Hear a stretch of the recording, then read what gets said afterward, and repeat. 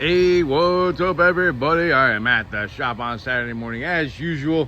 Got here super early to do some shaping before the sun got up. So I've got so much to get done. I sold out of these big old stakes that I put a cross on, so I'm making another one of those.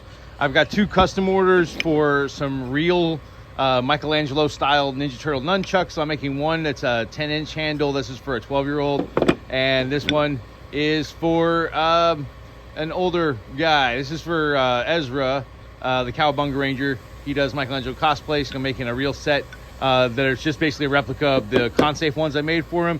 I've got another custom order for a mini bat for a Haterade bat, so I'm making that today. Sold out of Hanbo, so I'm redoing Hanbo. I'm sold out of Monkey King cudgels, so I'm making 3 of the standard Monkey King cudgels, and I've got 2 that I'm gonna make of the new design. The new design is gonna have a gold handle wrap, and it's gonna have gold studs in the striking end. And I'm running low on the standard poplar stakes that I have in the shop. These tend to sell a lot because Halloween's coming up.